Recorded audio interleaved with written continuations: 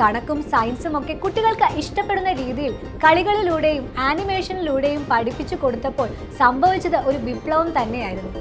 2015 വന്ന ഈ ആപ്പ് വളരെ പെട്ടെന്നാണ് ആളുകൾക്കിടയിൽ വലിയ തരംഗമായി മാറിയത്. പക്ഷേ ഈ മികച്ച ഉൽപ്പന്നം വിൽക്കാൻ അവർ ഉപയോഗിച്ച വഴികളാണ് പിന്നീട് കമ്പനിക്ക് വിനയായത്. ആപ്പ് സൗജന്യമായി ഉപയോഗിക്കുന്നവരുടെ വിവരങ്ങൾ ശേഖരിച്ച് കൗൺസിലർമാർ എന്ന പേരിൽ സെയിൽസ് ജീവനക്കാർ വീടുകളിലെത്തും. നിങ്ങളുടെ കുട്ടിയുടെ ഭാവിയെക്കുറിച്ച് ആശങ്കയില്ലേ എന്നൊക്കെ ചോദിച്ച് രക്ഷിതാക്കളുടെ പേടിയെ ഒരു കച്ചവട തന്ത്രമാക്കി മാറ്റി. പലർക്കും താങ്ങാനാവാത്ത വിലയിലുള്ള കോഴ്സുകൾ ലോൺ എടുപ്പിച്ചു വരെ വിറ്റു. ഇത്രയും വലിയൊരു പ്രവർത്തനത്തിന് കോടിക്കണക്കിന് രൂപ വേണമായിരുന്നു. അവിടെയാണ് നിക്ഷേപകരുടെ വരവ്. ഫേസ്ബുക്ക് സ്ഥാപകൻ മാർക്ക് സക്കർബർഗിന്റെ കമ്പനി വരെ പണം മുടക്കിയതോടെ ലോകം മുഴുവൻ ബൈജൂസിനെ ശ്രദ്ധിച്ചു. പണം ഒഴുകിയെത്തിയപ്പോൾ വളർച്ചയുടെ വേഗതയും കൂടി. അങ്ങനെ ഇരിക്കുമ്പോഴാണ് കോവിഡ് വരുന്നത്. അതോടെ ബൈജൂസിന്റെ സുവർണ കാലം തുടങ്ങി. സ്കൂളുകൾ അടച്ചപ്പോൾ ഓൺലൈൻ പഠനം ഒരു ആവശ്യമായി മാറി.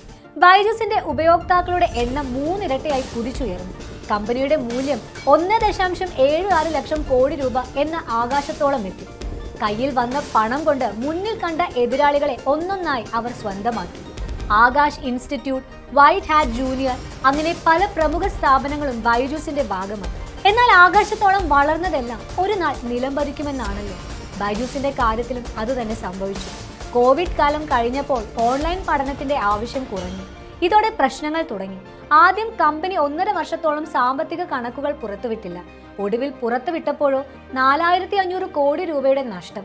വരുമാനം പെരുപ്പിച്ചു കാണിച്ചുവെന്ന് ഞെട്ടിക്കുന്ന വിവരങ്ങളും പുറത്തു വന്നു. ഇതോടെ കമ്പനിയുടെ വിശ്വാസ്യത ചോദ്യം ചെയ്യപ്പെട്ടു. ലോകോത്തര ഓഡിറ്റിംഗ് സ്ഥാപനമായ ഡെലോയിറ്റ് രാജിവെച്ചു. പിന്നാലെ പ്രധാന നിക്ഷേപകരും കൈയൊഴിഞ്ഞു. കപ്പൽ മുങ്ങുകയാണെന്ന് കണ്ടപ്പോൾ എല്ലാവരും രക്ഷപ്പെടാൻ തുടങ്ങി. കടം പെരുകിയപ്പോൾ പിടിച്ചു നിൽക്കാൻ 10,000 ജീവനക്കാരെയാണ് അവർ പിരിച്ചുവിട്ടത്. അന്താരാഷ്ട്ര കോടതിയിൽ വരെ കേസുകളായി. ഒരു കാലത്ത് ഇന്ത്യയുടെ അഭിമാനമായിരുന്ന ഒരു സ്റ്റാർട്ടപ്പ് ഇന്ന് കടക്കെണിയുടെയും കെടുകാര്യസ്ഥതയുടെയും പ്രതീകമായി മാറി. അതിമോഹം, ധാർമ്മികതയില്ലാത്ത കച്ചവട തന്ത്രങ്ങൾ, സാമ്പത്തിക തിരിമറികൾ, ഒരു സ്വപ്നം ദുഃഖമായി മാറാൻ ഒരുപാട് കാരണങ്ങളുണ്ട്. ബൈജൂസിന്റെ ഈ വീഴ്ച ഒരു കമ്പനിയുടെ മാത്രം കഥയല്ല. അത് ഇന്ത്യൻ സ്റ്റാർട്ടപ്പ് ലോകത്തിനേറ്റ ഒരു വലിയ തിരിച്ചടിയാണ്. ഒപ്പം ലക്ഷക്കണക്കിന് രക്ഷിതാക്കൾക്കും ജീവനക്കാർക്കും അതൊരു വേദനിക്കുന്ന ഓർമ്മയും. വളർച്ചയുടെ കൊടുമുടി കയറുമ്പോൾ അടിത്തറ ബലമുള്ളതാണോ എന്ന് ഉറപ്പുവരുത്തണമെന്ന വലിയൊരു പാഠമാണ് ബൈജൂസ് നമുക്ക് നൽകുന്നത്.